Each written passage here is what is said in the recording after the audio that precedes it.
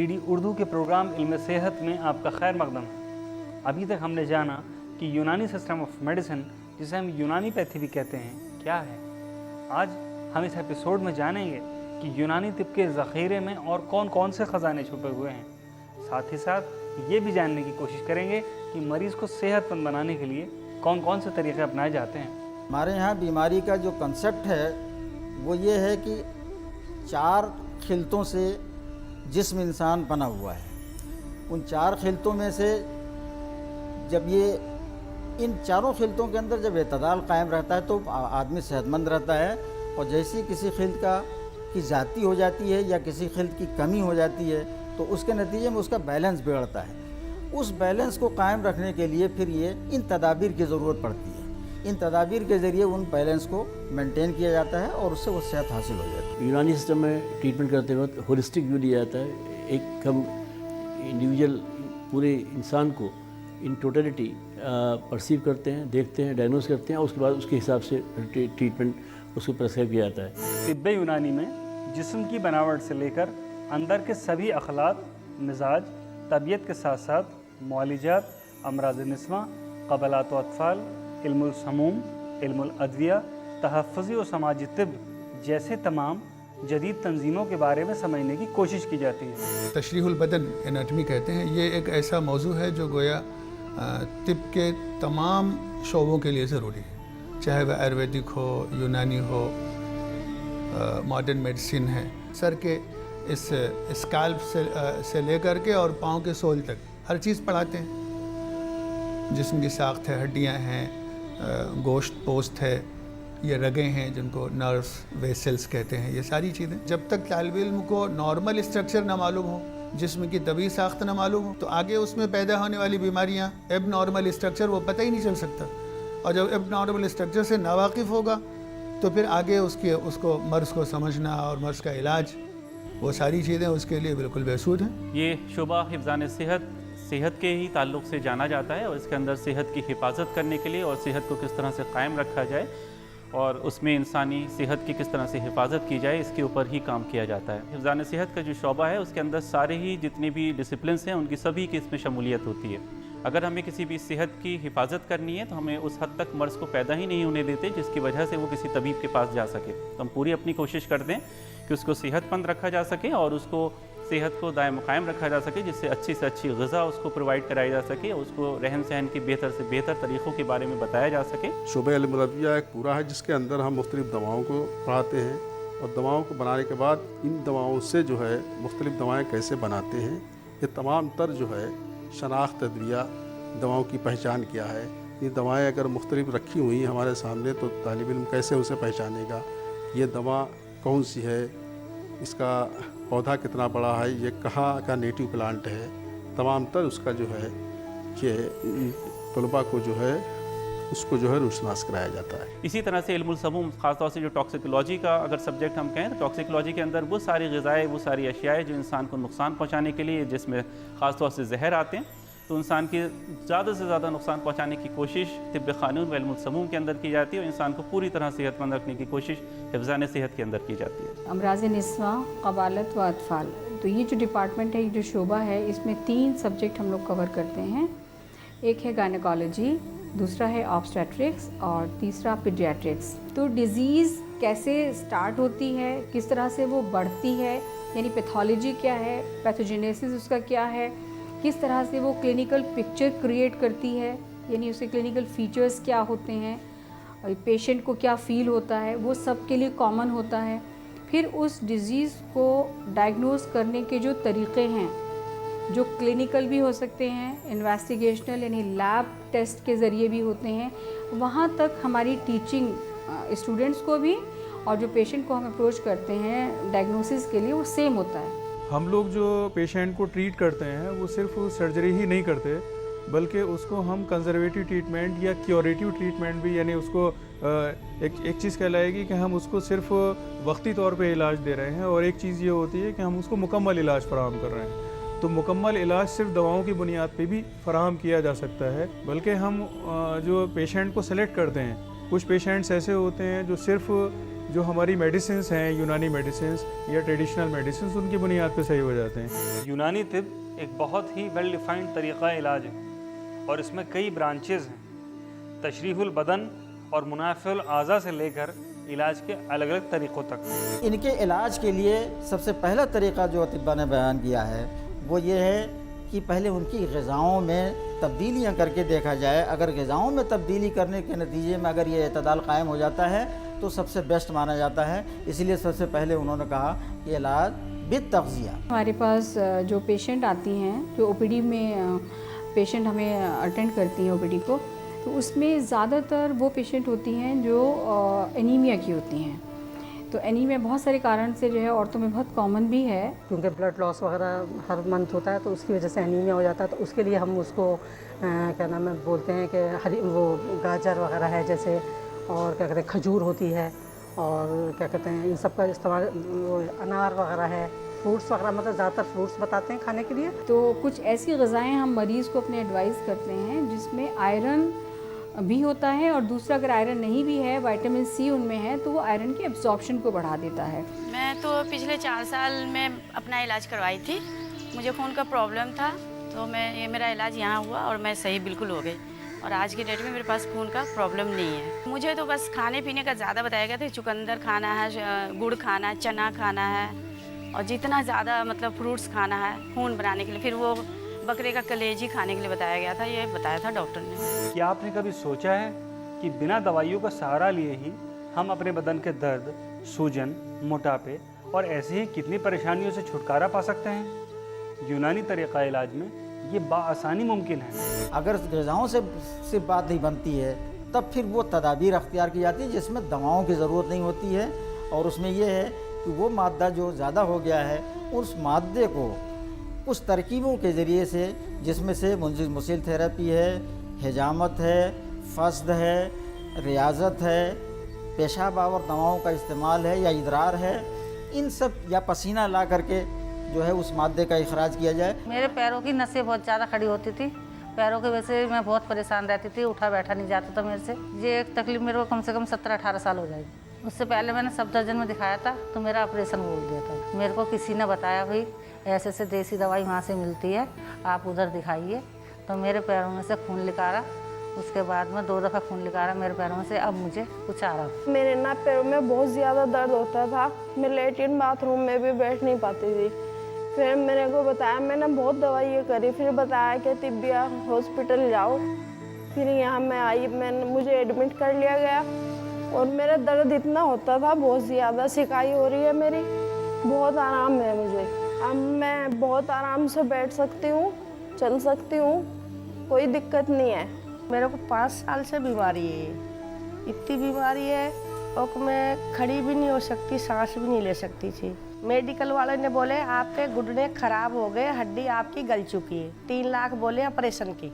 यहाँ आके पहुँचे तो मेरे को 20 दिन के बाद में थोड़ा आराम पड़ा। मैं चारपाई पकड़ के थोड़ी बैठी हुई, खड़ी हुई। फिर इन्होंने मेरी खूब मालिश ये देखते थे, मेरे को चलाते थे, एक्सरसाइज करवाते थे। मेरा बहुत चिल्लाती थी, फिर भी ये करवाते थे मेरी बहुत महसूस करती थी, मेरी बहुत हेल्प करते थे। यहाँ के लोग इतने अच्छे, बहुत अच्छे, पूरे लोग मेरा दर्द बटाता था। मैं बहुत रोती थी, मेरे को सब विश्वास था, बहुत मेरा दर्द मटाता था। और मैं कह रही हूँ जैसा मेरा दर्द खत्म होया ना, अब मैं यहाँ जाती आराम होया। मुझे मेरी नई जिंदगी, नया शुरुआत मेरे को यहाँ से मिला। मैं कह रही भगवान, ये मेरे लिए एक भगवान है, ये डॉक्टर साहब, ये अस्पताल मेरे लिए देवता है। मेरे को बहुत ज़िंदगी सुधारी है, नहीं तो मेरा मरने का था और कुछ रास्ता नहीं था। मेरे घुटनों में दर्द रहता है, रीढ़ की हड्डी में दर्द रहता। 6 साल पहले मेरा सीधा पैर बेकार हो गया, ज़मीन पर नहीं आता। तो मैंने आगरा में इलाज कराया, अच्छे डॉक्टर था वो, वहाँ से उसने कह दी कैंसर है। वहाँ भी मेरे सारे चेकअप हुए, मैं सही नहीं हुई। फिर मैं यहाँ सुना था, यहाँ आई मैं, यहाँ मेरे 2 दिन में ही पैर सही हो गया है।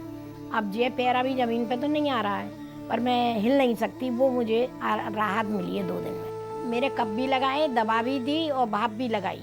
रुपए में मुझे 12-14 आने भर फायदा है। इलाज बिल दवा यानी दवाओं की मदद से इलाज एक और ब्रांच है। बाकी उसूलों की तरह ही ये भी अपने आप में एक अलग इसलिए है क्योंकि तिब्बे यूनानी की सभी दवाएं कुदरती तौर पर ही मिलती हैं। दवा उस चीज़ को कहते हैं जो बदन इंसान पर बैरूनी या अंदरूनी तौर पे इस्तेमाल कराई जाए और उससे मर्ज़ भी दूर हो। यूनानी मेडिसिन वो होती हैं जो जड़ी बूटियों को एज ए होल पार्ट पूरी तरह से इस्तेमाल किया जाए, जिसमें जड़ भी हो सकती है, तना भी हो सकता है, स्टेम भी हो सकता है। इसको पूरी तरह से ही यूनानी सिस्टम में इस्तेमाल किया जाता है। यही सिंगल दवाएं जो होती मुफरद दवाएं, इन्हीं को हम मिलाकर मुरक्कब दवाएं शामिल करते हैं। यानी इन्हीं से हम पहले तो हम सिंगल दवाओं को बताते हैं और फिर जब हमें दवा इनको बनानी होती है तो जितने भी मुरक्कब हैं, जैसे जवारिशात है, त्रिफलात है, माजून है, खमीरे हैं, इन्हीं दवाओं में मुख्तलिफ दवाएं शामिल करके मुख्तलिफ तरीक़ों से हम उसको तैयार करते हैं। 355 दवाइयाँ हमारे यहाँ इस्तेमाल होती हैं। हाँ, मुरक्कबात जो हैं वो हमारे यहाँ बहुत ज़्यादा होते हैं। अक्सर मुरक्कबात जो हैं हमारे यहाँ गोलियों की शक्ल में, टैबलेट की शक्ल में, माजून की शक्ल में, खमीरे की शक्ल में, अरक की शक्ल में, इसी तरह से लौक की शक्ल में, हर बीमारी की अलग अलग चीज़ें हैं, अलग अलग एतबार से बनाई जाती है जो निहायत कामयाब है। ये सारी जो दवाओं की किस्में हैं ये अंदरूनी या इंटरनल यूज़ के लिए, हम ऑरली यूज़ के लिए करते हैं। इसके अलावा कुछ और शक्लें हैं जिसमें अर्क है, और फिर कुछ दवाओं को उनका जुशाना लेके और फिर शहद या शक्कर के क़िवा में मिला दें तो वो शरबत बन जाता है, जैसे हम घरों पे बनाते हैं। मेरे घुटनों में दर्द है और कई साल हो गए। अब किसी ने बताया था तो मैं इधर आया था। अब यहाँ भी 9 दिन हो गए। पहले कि कोई ऐसा नहीं, जैसे डॉक्टर ने बता दिया या जिसने जो बताया वो गोली ले ली बाज़ार से, स्टोर से, तो इस तरह फ़र्क पड़ता रहा। देखो जो मेरा खाते फ़ायदा हो रहा था औरों से भी, लेकिन वो दब जाता था, फिर थोड़ी देर दिनों के बाद फिर हो जाता। तो इसलिए अभी ये इसमें ही आया हूँ मैं, किसी ने बताया था मेरे। चटनी है, गोलियाँ हैं, माजून है और आधा चम्मच खाई जाती है। 4-5 दवाई हैं। मेरे को बैकबोन में प्रॉब्लम थी काफ़ी सालों से, जिसके अंदर नियर अबाउट 3-4 साल से प्रॉब्लम थी और प्रॉब्लम बहुत ज़्यादा बढ़ गई थी। इसके लिए मैंने एलोपैथिक ट्रीटमेंट कराए। एलोपैथिक ट्रीटमेंट जब मैंने कराए तो उसके अंदर जब तक दवाइयों का असर रहता था तो मेरे को आराम मिलता था, और दवाइयों का असर ख़त्म होने के बाद में फिर मेरी एज इट इज़ प्रॉब्लम बनी रहती थी। थोड़ा कॉस्टली भी था, तो मैंने हॉस्पिटल में 1-2 विज़िट कराई डॉक्टर से। वहाँ भी यही सीन रहा कि दवाई रही तो मेरे को रिलीफ मिला, अगर दवाई का असर ख़त्म हुआ तो फिर एज इट इज़ प्रॉब्लम रही। फिर कॉस्टली भी बहुत ज़्यादा था। मैंने ट्रीटमेंट कराए, वहाँ पर इलाज कराए, जिसकी वजह से मुझे आराम नहीं मिल पाया। मैंने अंग्रेज़ी दवाइयाँ ली वहाँ से, अंग्रेज़ी दवाइयों से भी तभी तक आराम मिल पाया जब तक मैं उनको इस्तेमाल करता रहा। लेकिन जब इस्तेमाल करने के बाद में उनका असर ख़त्म होता तो मेरी बीमारी एज इट इज़ बनी रहती थी। मैं काफ़ी अपने आप को माजूर महसूस करने लगा था, क्योंकि रीढ़ की हड्डी की परेशानी ऐसी होती है इसके अंदर आदमी परेशान हो जाता है। मुझे अपना फ्यूचर भी बड़ा दिक्कत में नज़र आने लगा। उसके बाद में मुझे एक दूर के रिश्तेदार ने मुझे बताया कि आप यूनानी दवाइयों का इस्तेमाल करें तो इंशाल्लाह आपको आराम मिलेगा। तो मैंने यूनानी दवाई का इस्तेमाल करना शुरू किया। यहाँ पर मुझे पहले ही हफ्ते से काफ़ी आराम मिलना शुरू हुआ। उसके बाद दूसरे हफ्ते से और भी ज़्यादा मिलना शुरू हुआ, तीसरे हफ्ते से और ज़्यादा मिलना शुरू हुआ, तो मेरा आराम बढ़ता चला गया। तो मैं यहाँ से ये दवाइयाँ लेनी शुरू की मैंने, और मुझे काफ़ी आराम है। मैंने हकीम जी को दिखाया। मुझे पेशाब में जलन होती थी, पेशाब पीला आता था, तकलीफ़ से आता था, मेरे मसाने में दर्द हुआ था, गुर्दे में मेरे दर्द हुआ था। उसके बाद में मैं जब दिखाने हकीम जी को आया, हकीम जी ने मुझे अल्ट्रासाउंड के लिए सजेस्ट किया। मैंने अल्ट्रासाउंड किया। अल्ट्रासाउंड में मेरे 2-2 mm की 2 पथरी हैं, एक गुर्दे में थी, एक मसाने में थी। फिर हकीम जी ने मुझे 15 दिन की दवा दी और कहा कि 15 दिन बाद जो है अल्ट्रासाउंड करा के आना। मगर मैंने हकीम जी को आके बताया, मैंने 15 दिन के बाद में अभी मुझे कुछ जलन महसूस हो रही है। हकीम जी ने कहा कि आप अभी 15 दिन दवा और खाइए। फिर 15 दिन की दवा मैं दोबारा से ले गया। फिर 1 महीने के बाद में फिर जब मैं अल्ट्रासाउंड करा के आया और मैंने आके हकीम जी को अल्ट्रासाउंड दिखाया तो मेरी दोनों पथरियाँ नहीं थी। अल्लाह करम ये हुआ कि इन्होंने दवा खाई और उसके खाने से पथरी टूट गई और जो रेज़े थे वो निकल के बाहर आने शुरू हो गए। जो टाइम दिया था 15-20 दिन से पहले वो चूरा हो गई और टूट गई। अभी कुछ रेज़े इनके निकले हैं और अब ये जब 15 दिन पूरे हो जाएंगे तो अल्ट्रासाउंड दोबारा फिर कराएंगे तो इंशाल्लाह उम्मीद ये है कि इनकी पथरी साफ़ आएगी, एक्सरे साफ़ आएगा या अल्ट्रासाउंड साफ़ आएगा और पथरी क्लियर हो जाएगी। मेरा जो बच्चा एक हैगा उसका वो 8 साल का है, उसको लीवर की पैदाइशी प्रॉब्लम है। तो उसको मैंने दिल्ली में कोई हॉस्पिटल ही नहीं बचा, लेकिन उन्होंने सबने यही कहा कि इसका लीवर ट्रांसप्लांट होगा। फिर मैं परेशान 8 साल से दवा उसकी दिल्ली में या बड़े बड़े हॉस्पिटलों में करती थी, बहुत परेशान हो चुकी हूँ। और उसको खून की कमी इतनी हो जाती थी कि हमें ब्लड चढ़वाना पड़ता था ले आकर बड़े हॉस्पिटल में। तो यहाँ पर उन्होंने हमें जो शरबत फौलाद बताया, दवाइयाँ बोली इन्होंने, वो हमने उसको पिलाई तो उससे उसका होमीग्लोबिन बढ़ गया। मतलब हमें चढ़वाना ही नहीं पड़ा। मेरा हाथ तो ये एक साइड का और पैर ये ठंडा हो रहा है, इसके इलाज की वजह से मैं कई जगह डॉक्टरों से इलाज कराया मगर मुझसे मुझे कोई फ़ायदा नहीं हुआ। तो मुझे किसी ने यहाँ बताया कि तिबिया कॉलेज आप जाओ, ये इलाज वहाँ पर है, वहाँ इंशाल्लाह तुम्हें फ़ायदा पहुँचेगा।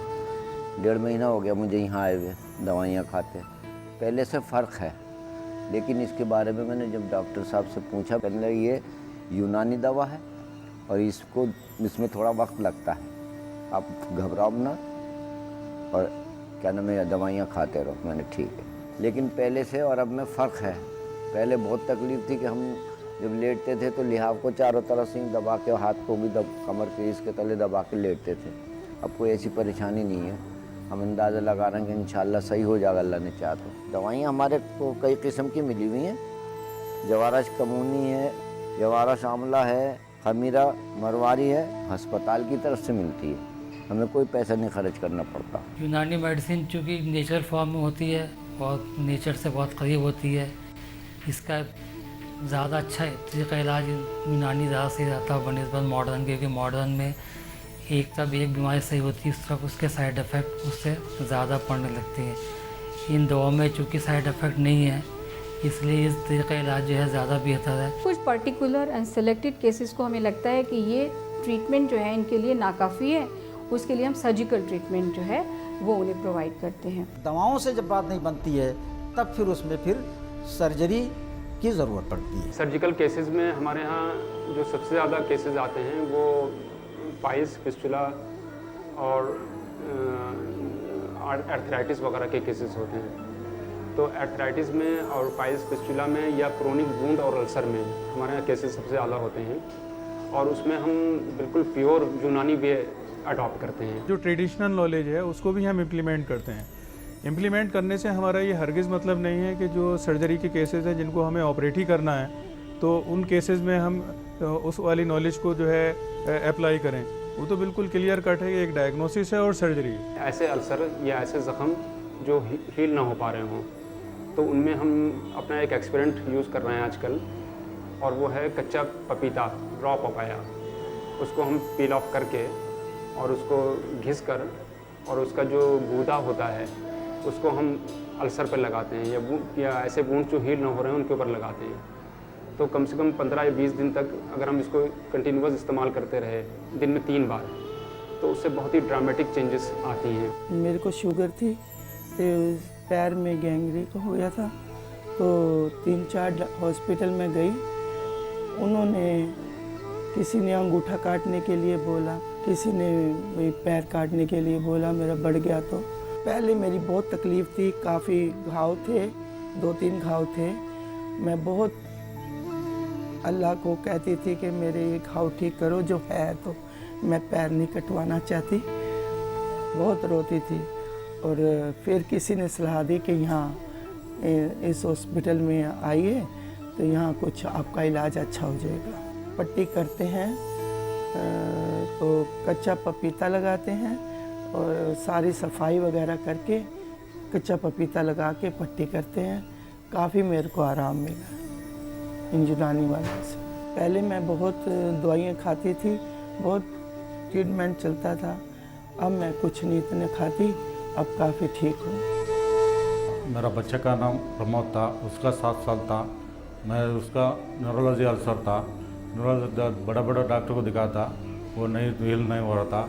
वो यूनानी हॉस्पिटल में कौन के मेरा दोस्त बोला था पाशाकर को, वो उधर आ गया मैं। वो उसका 3 महीने से ट्रीटमेंट ले रहा है इधर। 1 महीने एडमिट हुआ था इधर, 2 महीने से मैं घर पर ट्रीटमेंट दे रहा है। दवा तो कषाया दिया था, एक हलवा दिया था, वो टैबलेट इधर आया था, वो भी दिया था, वो अभी ठीक हो रहा है।